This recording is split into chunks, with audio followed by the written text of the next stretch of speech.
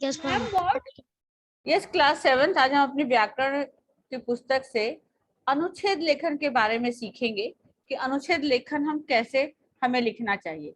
तो उससे पहले जो आपने पिछली कक्षा में पढ़ा था और उसका होमवर्क है वो मैं आप लोगों से सुनना चाहूंगी। तो चलिए बेटा, 1 बाय 1 आप अपने हैंड रेज करिए और मुझे सुनाते जाइए। Yes, fast hand raise. Yes Satvik, सुनाइए। स्टार्ट सात्विक। प्रिय रवि, नमस्ते। कैसे हो? मुझे उम्मीद है अच्छे ही होगे। तुम्हारा पत्र मिला। मुंबई भी दिल्ली के ही समान सुंदर है। शाम को आसमान की लाली बहुत सुंदर लगती है। ऐसा लगता है कि इस शहर में ही भगवान का वास है। पेड़ पेड़ पौधे धूप में पीले रंग में रंग जाते हैं। हमारे घर की बाईं तरफ कोई बड़े लोग रहते हैं, मानो उनका घर सूर्य देव के रथ के समान हो। मुझे तो यहाँ बहुत आनंद आ रहा है। तुम्हारा मित्र स्वास्तिक। वेरी गुड, बहुत बढ़िया स्वास्तिक। आपने बहुत ही अच्छा लिखा और सारे शब्दों का भी प्रयोग किया, ये बहुत अच्छी बात है। चलिए नेक्स्ट आ रहा हूँ। प्रिय रावी, नमस्ते। कैसी हो? मुझे उम्मीद है तुम अच्छी ही होगी। तुम्हारा पत्र मिला। मुंबई भी दिल्ली के ही समान सुंदर है। ऐसा लगता है कि मानो स्वर्ग यही धरती पर आ गया हो। पेड़ पौधे दोपहर की धूप में सूरज की भांति चमकते हैं। हमारा घर बहुत बड़ी जमीन पर बना है, जैसा दिल्ली में न था। लोग यहाँ काफी दूर दूर से आते हैं।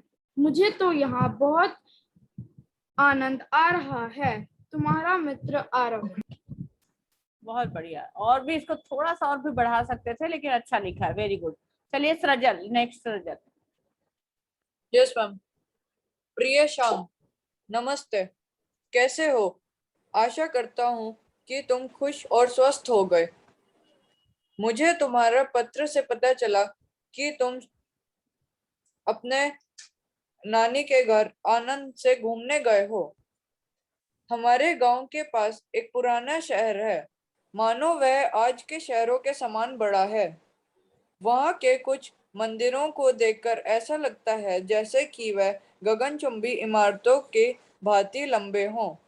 वहां के पास के कुछ नागरिक कहते हैं, मंदिरों में जाकर उन्हें ऐसा लगता है कि वह कोई भगवान के जैसा उन्हें परिश्रम करने के लिए प्रेरित कर रहा हो। तुम्हारा मित्र सृजल। वेरी गुड सृजल, आपने ये बहुत अच्छा लिखा। लास्ट में बस आपको एक लाइन थोड़ा सा ऐड और कर देते कि मुझे यहाँ पर बहुत आनंद आ रहा है, और अगर तुम भी होते मेरे साथ, तुम हमें और भी इस ऐसे वातावरण और ऐसे चीजों का आनंद लेने में और हमारा जो आनंद था वो दुगुना हो जाता। इस तरह से करके लिखना चाहिए था। लास्ट की लाइन थोड़ी सी आपको एक लाइन उसमें ऐड करते। वैसे ओके आपने मैम, बहुत अच्छा थैंक लिखा यू। हुआ है। हाँ, यस अनुप्रिया। प्रिय अपूर्वा, कैसी हो? आशा करती हूँ कि तुम ठीक होंगी। मुझे तुम्हारा पत्र मिला। पत्र पढ़कर बहुत खुशी हुई। आज मैं तुम्हें अपने शहर के बारे में बताती हूँ। दिल्ली एक बहुत बड़ा शहर है। दिल्ली की भीड़ भाड़ मुंबई के समान है। बसंत के आते ही यहाँ भी पेड़ों पर हरियाली लौट आती है और पेड़ फूलों से लद जाते हैं। यहाँ कभी कभी बरसात भी होती है, तभी मौसम बहुत अच्छा हो जाता है। आशा करती हूँ जल्द ही आओगी। तुम्हारी मित्र प्राची। वेरी गुड अनुप्रिया, बहुत बढ़िया। जयवर्धन। प्रिय प्राची, मुझे तुम्हारा पत्र मिला। पत्र पढ़कर मुझे खुशी हुई। जैसा कि तुम्हें पता है, मैं दिल्ली नगर का वासी हूँ। यह एक महानगर है।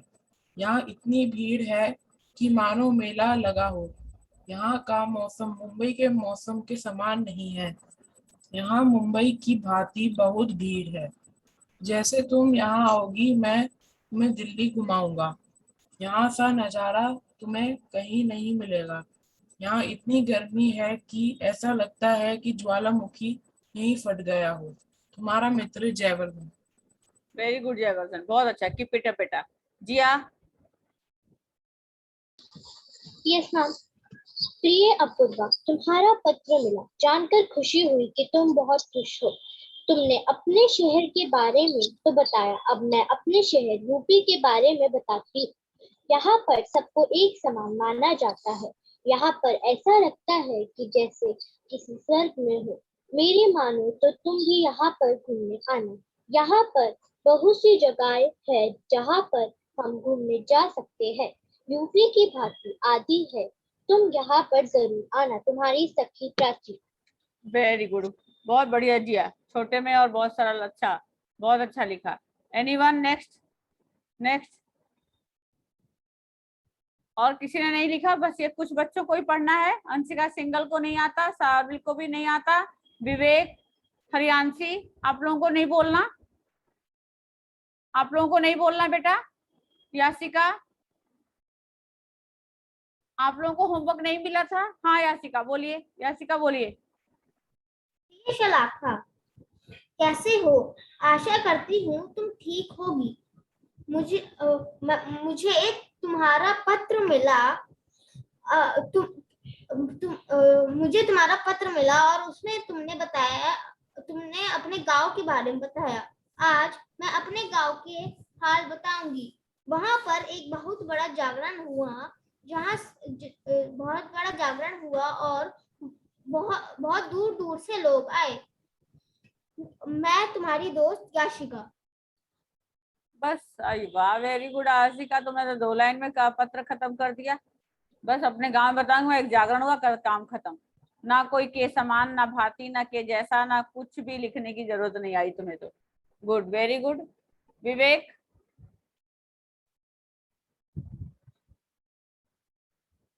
विवेक अग्रवाल।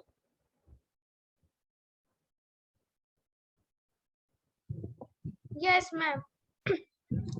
प्रिय मित्र, मुझे तुम्हारा पत्र मिला। मुझे जानकर बहुत ही खुशी हो रही है कि तुम ठीक हो। और तुमने पत्र में ये लिखा था कि तुमने अपने शहर के बारे में बताया। आज मैं तुम्हें अपने शहर दिल्ली के बारे में बताऊंगा।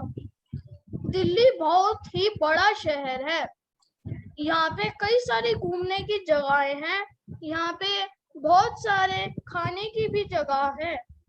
ये शहर, इसकी आबादी दिन पर दिन बढ़ती ही जा रही है। यहाँ पे बहुत ज्यादा गर्मी है। यहाँ पे बारिश का तो कोई भी नामो निशान ही नहीं है। यहाँ पे तो सितंबर में और अगस्त में भी बहुत गर्मी पड़ती है। जून में यहाँ पर सबसे ज्यादा गर्मी पड़ती है। ऊपर छत पर जाने पे भी डर लगता है। तुम्हारा मित्र विवेक। विवेक, आपने बहुत अच्छा प्रयास किया, बहुत अच्छी कोशिश की, very good, keep it up. But आपने जो हमें बताना था कि समान, के जैसा, की भांति, जो आपके पुस्तक में जो वो शब्द दिए थे जिनका प्रयोग करके फिर आपको इस पत्र को पूरा करना था, उसका आपने कुछ भी प्रयोग नहीं किया। एक भी शब्द का प्रयोग नहीं किया है अपने पत्र में। समझ में आया विवेक? आपने एक जनरल सा पत्र लिख दिया, बस गर्मी के बारे में बता दिया कि गर्मी है, गर्मी है, गर्मी है, हर महीने में गर्मी है, हर महीने में गर्मी है, गर्मी में जाके डर लगता है, बात खत्म, है ना? तो आपने उन चीजों को नहीं बताया, जैसे कि उसने कितने अच्छे अच्छे शब्दों में, अभी आपको एक पत्र आपकी पुस्तक में लिखा हुआ था जो ऑलरेडी उसने अपने मित्र को लिखा था कि मैं यहाँ रहता हूँ, यहाँ का वातावरण, यहाँ का ये इसके समान है, इसके जैसा, किसी चीज से उपमा, किसी चीज से तुलना करके उसने बताया था। तो आपको भी बदले में अपने गांव, नगर, शहर, किसी जगह का बातें अपने मित्र को बतानी थी, लेकिन उस चीज की उपमा देकर, उसका समानता देकर, है ना? और वो जो शब्द आपके पुस्तक में ऑलरेडी दिए हुए थे कि इनका प्रयोग करके आपको एक पत्र लिखना था, पर कोई बात नहीं, आप अगली बार ट्राई करिएगा। Anyone next? नो।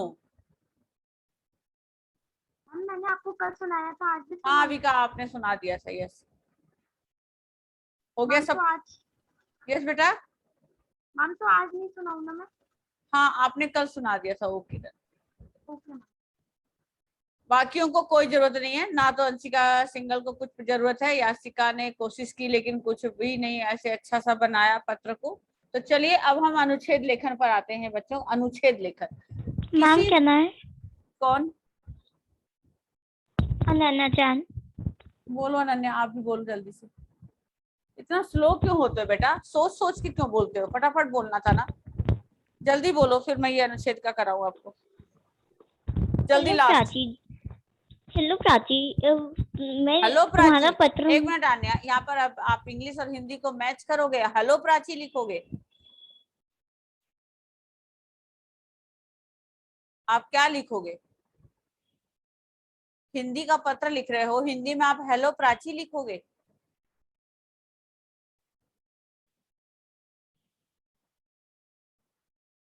दोबारा से लिखना, फिर से फिर बोलना। चलो नेक्स्ट, अब आप आइए अनुच्छेद पर।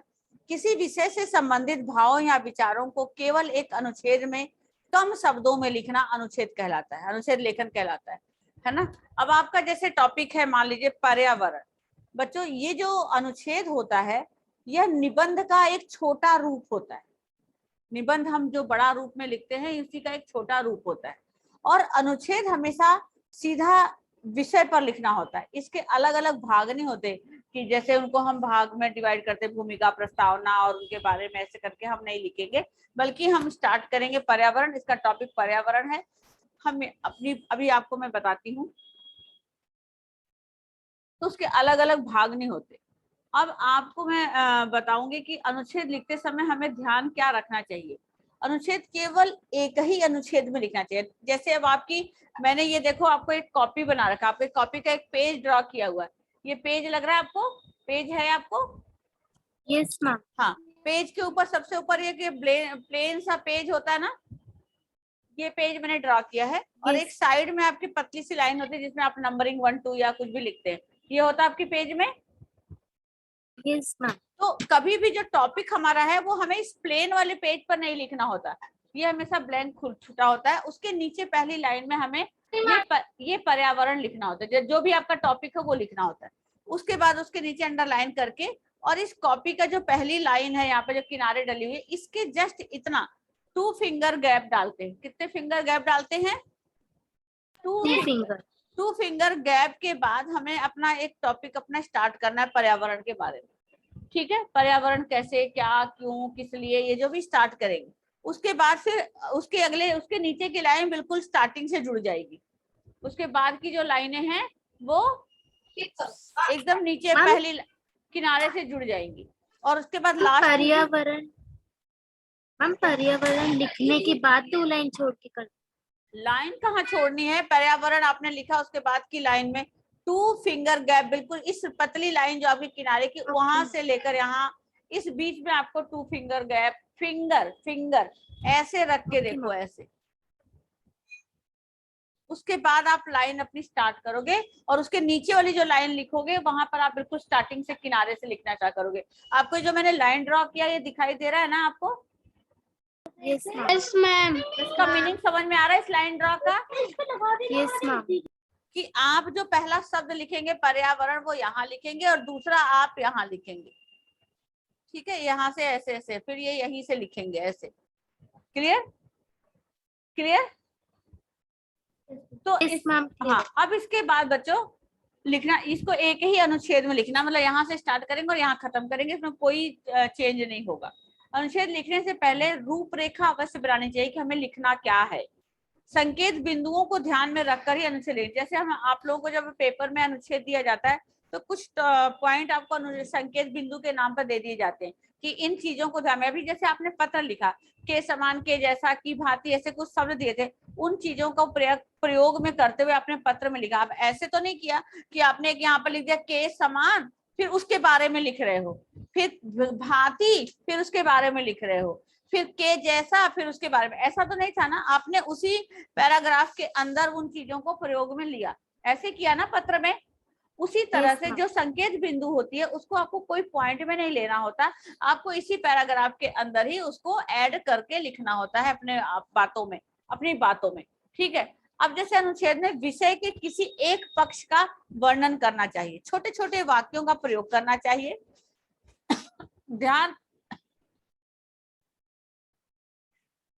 ध्यान रखना चाहिए कि हमारी जो भाषा है वो सरल हो,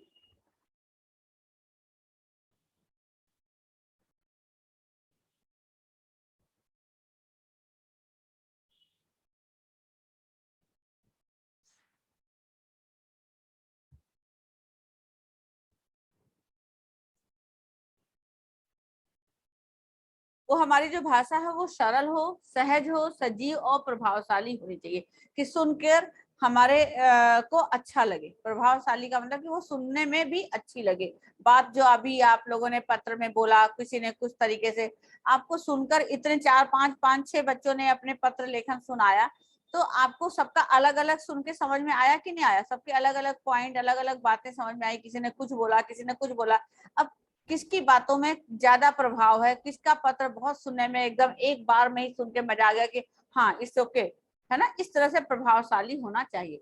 एक ही बात को बार बार नहीं लिखना चाहिए। कि आप अगर मान लीजिए लिख रहे हो कि हमें पर्यावरण का ध्यान रखना चाहिए, हमें पेड़ नहीं काटने चाहिए, हमें पेड़ लगाने चाहिए, तब इसी बात को आप 4 बार नहीं लिखोगे, एक बार लिख दिया इट्स ओके। विषय से संबंधित विचारों को क्रम से लिखना चाहिए। जो आपने विषय है पर्यावरण, मान लीजिए जो भी टॉपिक है, अभी मैंने आपको एक पर्यावरण का नाम दिया है, अगर जो भी टॉपिक है उसी से उन्हीं की बातों को विचार से अपने से क्रम में लिखना चाहिए। भूमिका विपक्ष का वर्णन नहीं लिखना चाहिए। ये सब भूमिका और विपक्ष का वर्णन निबंध लेखन में आता है। ठीक है। अनुच्छेद लिखते समय विराम चिन्हों का ध्यान जरूर रखना चाहिए कि जब हम लिख लेते हैं कोई लाइन हमारी यहाँ खत्म है तो पूर्ण विराम, कॉमा, ये हमें जरूर लगाना चाहिए। अपने विषय से नहीं हटना चाहिए। कई बार क्या होता है कि आपको, अब जैसे अभी क्या हुआ, विषय से ना हटे का मतलब जो विवेक ने किया कि अभी उन्होंने क्या किया, पत्र लेखन तो मैं सबने सुनाया, उन्होंने भी पत्र लेखन सुनाया, लेकिन हमारे विषय क्या था कि के भांति के जैसा इन चीजों को लेकर के अपने नगर, अपने गांव, अपने क्षेत्र का बारे में अपने मित्र को बताना था। उन्होंने क्या किया, उन्होंने सिर्फ गर्मी के बारे में बता दिया। तो वो अपने टॉपिक से हट गए ना, अपनी बात से हट गए ना। वो पत्र तो लिखा लेकिन वो अपने बात से हट गए जो हमने होमवर्क दिया था। Clear all of you? तो इसी तरह आपको निबंध में भी अपने विषय से नहीं अलग होना चाहिए, अपना विषय ध्यान में रखते हुए उसी के बारे में लिखना चाहिए, और बिना बात का अनावश्यक उसको बढ़ा चढ़ा के खींचना भी नहीं चाहिए। छोटे में बढ़िया लिखना चाहिए। अनुच्छेद लेखन में मुख्य विचार अंत में जरूर लिखना चाहिए कि अंत में हमें क्या करना चाहिए, कैसे करना चाहिए, ये जरूर लिखना चाहिए। शब्द सीमा को ध्यान में रखकर ही अनुच्छेद लिखना चाहिए। तो अब आप देखेंगे यहाँ पर एक छोटा सा आपका अनुच्छेद लेखन यहाँ दिया हुआ है। अब आप देखिए, मैं आपको क्लियर करूंगी। ये देखो यहाँ पर संकेत बिंदु, जैसे कि पेपर में भी आपके टॉपिक दिया होता है, मान लीजिए स्वच्छ भारत अभियान, इसका संकेत बिंदु भी दिया होता है नीचे। स्वच्छता अभियान की शुरुआत, अभियान से जुड़े कार्य, आपका योगदान। अब कुछ बच्चे क्या करते हैं, उनको लगता है कि स्वच्छता भारत अभियान तो भूल जाते हैं, वो संकेत बिंदु का कोई एक पॉइंट ले लेते हैं, उसी के बारे में उसे लिख डालते हैं। यहाँ पर जैसे स्वच्छता अभियान की शुरुआत, बस इसी को उन्होंने सोच लिया कि यही अनुच्छेद का नाम है और इसी पर लिख डालते हैं। कोई अभियान से जुड़े कार्य में लिख डालते हैं, कोई आपका योगदान में लिख डालते, मतलब वो एकदम अलग ही कर देते हैं, अनुच्छेद का लेखन ही अलग कर देते हैं। लेकिन आपका टॉपिक है स्वच्छ भारत अभियान, जो सबसे ऊपर लिखा हुआ है, उसका संकेत आपको दिया गया है कि इन चीजों को आप इसके अंदर लिखोगे। तो देखो यहाँ पर पहला जो है स्वच्छता अभियान की शुरुआत। तो अब आप पत्र जब आप ये लिखना शुरू कर रहे हो, 2 अक्टूबर 2014 को राजघाट से स्वच्छ भारत अभियान आरंभ किया गया। ये देखो, शुरुआत का मतलब होता आरंभ ना, शुरुआत का मतलब होता आरंभ। तो यहाँ पर पूछा जा रहा है स्वच्छता अभियान की शुरुआत, तब आप बता रहे हो कि स्वच्छता भारत का अभियान जो है वो 2 अक्टूबर 2014 को राजघाट से स्वच्छ भारत अभियान के नाम से आरंभ किया गया। ठीक है। अब उसके बाद थोड़ा सा उसको बढ़ा के लिखोगे कि इस अभियान में सरकारी, अब जो लिखा हुआ ना अभियान से जुड़े कार्य क्या है, कार्य, तो अभी आप लिख रहे हो आप उसके आगे कि इस अभियान में सरकारी कर्मचारी, मंत्री, छात्र, शैक्षिक और औद्योगिक संस्थानों में ने बढ़ चढ़कर भाग लिया। इस स्वच्छ भारत अभियान का उद्देश्य क्या था? सड़कों, शहरों, गांव, संस्थानों आदि की सफाई करना, कूड़े, गंदगी, इन सब चीजों को जो है पदार्थों को कुशलता पूर्वक निपटाना, हर घर में स्वच्छ पानी पीने के लिए उपलब्ध कराना, हर घर में शौचालय हो ताकि हमें अपने वातावरण को स्वच्छ और सेहतमंद बना सकें। इस अभियान को सफल और कारगर बनाने के लिए बहुत सी बड़ी बड़ी, अब उसके बारे में थोड़ा सा आपको लिखना है कि क्या बड़ी बड़ी हस्तियों ने बढ़ चढ़कर सहायता किया। देश, अब यहाँ पर लिखा हुआ है कि अभियान से जुड़े आपका योगदान, आप कौन है? छात्र है, तो यहाँ लिख रहा है देश के लाखों छात्रों और युवाओं ने अपना योगदान देकर इस देश के हर कोने में पहुंचाया। हमें याद रखना चाहिए कि स्वच्छ भारत अभियान को सफल बनाना केवल सरकार का ही नहीं बल्कि हम सब की जिम्मेदारी है। हमारे आसपास की गंदगी हमें बीमार कर सकती है। नाक मुंह सिकोड़ कर खाली आंखें बंद कर लेने से हमारी गंदगी नहीं गायब होती, बल्कि हमें उसको साफ करना होता है। और यहाँ तक कि सिर्फ जहां हम अपने घर में, अपने ऑफिस में, अपने दुकान में बैठे हैं तो सिर्फ उतने की सफाई कर दिया और घर के बाहर निकले तो गंदगी है, तो ऐसा नहीं करना, बल्कि हमें अपने सारे वातावरण को भी स्वच्छ बनाना चाहिए। यही हम सबका कर्तव्य है। बस देखा आपने अनुच्छेद कितना छोटा और कितना पूरी बातें इसके अंदर आ गई ना। इसके अंदर कोई पॉइंट और हेडिंग नहीं डाला गया ना, नहीं डाला गया है, यस या नो? यस। तो इजिली इस पत्र को, अरे इस अनुच्छेद को देखा, समझ में आया आपको किस तरह से अनुच्छेद लिखन होता है? चलिए अब नेक्स्ट आप पढ़ेंगे लोकतंत्र और चुनाव। तो इसको आप रीडिंग करिए। तो अविका पढ़ो आप इसको। Okay ma'am. लोकतंत्र यानी लोगों का शासन। यह जनता द्वारा जनता के लिए जनता का शासन है। इस शासन प्रणाली अविका रुको। यहाँ पर लोकतंत्र और चुनाव आपका हेडिंग है, आपका टॉपिक है। उसमें संकेत बिंदु आपको दिया गया। लोकतंत्र में लोक को देखो हाईलाइट किया ब्रैकेट में, का महत्व, जनता की आवाज, प्रतिनिधि, लोकतंत्र की सुरक्षा, सफल लोकतंत्र, ये 5 संकेत हैं। इन सब को इसी एक छोटे से अनुच्छेद में कंप्लीट करना है। तो अब देखो यहाँ पर लिया हुआ लोकतंत्र में लोक का महत्व है ना। अब आप इसको लिखेंगे लोकतंत्र। अब पहले आप लोकतंत्र को क्लियर कर रहे हैं। लोकतंत्र यानी लोगों का शासन। यह जनता द्वारा जनता के लिए जनता का शासन है। इस शासन प्रणाली में लोक, अब यहाँ पर जो हाईलाइट किया है लोक, तो उसका अर्थ बताया जा रहा है। लोक अर्थात जनता की इच्छा को सर्वोच्च माना जाता है। इस तरह से इसको अब देखो, ये सारी चीजें इसके अंदर ही आ जाएंगी, ये हेडिंग के रूप में नहीं आएंगी। सारी बातों को, अब जनता की आवाज है तो यहाँ पर देखेंगे देश की जनता की आवाज है, वो चुनती है अपने नेता को, ठीक है। और उसके बाद ही जनता जो है गुप्त मतदान के द्वारा अपने प्रतिनिधि को चुनती है। लोकतंत्र में बहुमत दल प्राप्त करने वाला शासन ही उसे चलाता है। ये अब यस रीड करिए आगे। Okay ma'am. लोकतंत्र में बहुमूल्य प्राप्त दल ही शासन चलाता है।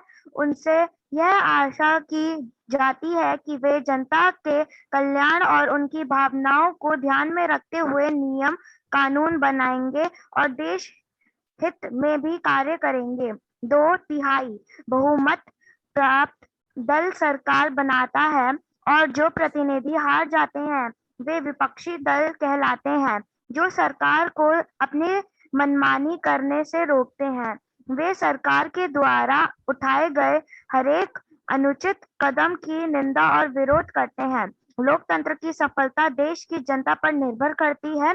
जब जनता अपने विवेक से काम लेते जाति अमीर गरीब के भेदभावों से ऊपर उठकर सही प्रतिनिधि का चुनाव करती है, तब सच्चे मायने में लोकतंत्र सफल माना जाता है। देखा आपने, वो सारे 5 पॉइंट आपको संकेत के रूप में दिए हुए थे, वो सब इसी एक छोटे अनुच्छेद के अंदर चीजें आ गई। तो इस तरह से आपको अनुच्छेद लेखन करना है। अब आपको एक छोटा सा अभ्यास है जो आपको करना है होमवर्क में, ये आपका कल का होमवर्क होगा। ये कोरोना का आतंक, कोरोना जो आजकल का समय चल रहा है, जैसा कि इन सब चीजों से सब लोग वाकिफ है ना। तो इसके संकेत बिंदु है कि संक्रमण कब शुरू हुआ, कैसे हुआ, कहाँ से हुआ, देश और विश्व पर इसका प्रभाव, बचाव के उपाय। तो अब आपको थोड़ा सा हिंट दे दिया है, यहाँ पर लिखा हुआ संक्रमण कब, तो लिखोगे आप, यहाँ पर स्टार्ट करोगे। कोरोना वायरस की शुरुआत एक नए किस्म के कोरोना वायरस के संक्रमण के रूप में मध्य चीन के वुहान शहर में 2019 के मध्य दिसंबर में हुई थी। कहाँ से हुई थी, तो ये आप पूरा लिखोगे, चीन के वुहान शहर में 2019 में दिसंबर में हुई थी। अब यहाँ पर है देश और विश्व पर इसका प्रभाव। तो इस बीमारी ने महामारी का रूप ले लिया और संपूर्ण विश्व को, अपने देश और विश्व को इसका प्रभाव संपूर्ण विश्व को अपनी चपेट में ले लिया। अब इसके बाद आप और भी चीजें इसमें आप बढ़ा के थोड़ा सा लिख सकते हैं। फिर अब इसके बाद है इसके बचाव के उपाय। तो ये बचाव के उपाय में भी आप लिखेंगे कि हम इसके बचाव के लिए हमें क्या क्या करना चाहिए। और क्या क्या कर रहे हैं और क्या क्या करना चाहिए, ये उसके तब ये जाके आपका ये अनुच्छेद समाप्त होगा। तो ये आपको कल पूरा करना है। और दूसरा आपका है ऑनलाइन कक्षाएं, है ना। अब इसका पॉइंट है आपका ऑनलाइन कक्षाएं कब और क्यों आरंभ हुई। तो आपको यहाँ से स्टार्ट करना है ऑनलाइन कक्षाओं के बारे में कि कक्षाएं कब कब शुरू हुई। बताइए जरा, कौन बताएगा ऑनलाइन कक्षाएं कब शुरू हुई? 2020 2020 अप्रैल 2020 मंथ बताइए। अप्रैल अप्रैल। हाँ, तो 2020 अप्रैल से आरंभ हुई। क्यों आरंभ हुई?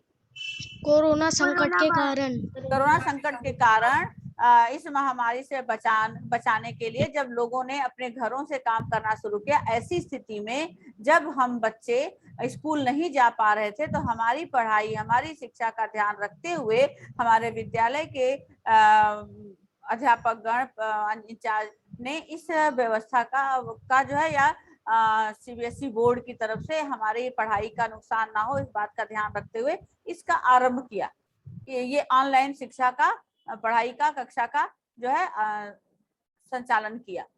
अब इसके द्वारा पढ़ाई कैसे कराई जाती है, कैसे कराई जाती है आप देख रहे हैं, रोज का आपका काम है ये। तो किस तरह से इस पर पढ़ाई की जाती है? पढ़ाई करके बोलो। ऑनलाइन कराई जाती है। ऑनलाइन कैसे? नेट के माध्यम से, जूम की लिंक के माध्यम से भेज कर, हाँ, बच्चों को किस तरह से सब कुछ class wise, date wise, time table wise सब कुछ उनको प्रॉपर तरीके से समझाना, बताना। टीचरें उस पर काफी मेहनत भी करती हैं, उनके पीडीएफ, उनके शेयरिंग, उनका सब कुछ वीडियो रिकॉर्डिंग और वो जो कुछ भी होता है, जिससे कि बच्चों का नुकसान ना हो और वो अपनी पढ़ाई को कंटिन्यू और आराम से कर पाए। उनको हर एक बात। मैं इस पे एक अनुच्छेद सुना दूं आपको? हाँ, सुनाओ बेटा, सुनाओ। Okay ma'am. ऑनलाइन पढ़ाई कक्षाएं। कोरोना वायरस या कोविड-19 एक बहुत बड़ी बीमारी है जो इस समय फैल रही है। सब कुछ बंद हो चुका है। फैल रही है नहीं, फैली हुई है। ओके मैम, फैली हुई है।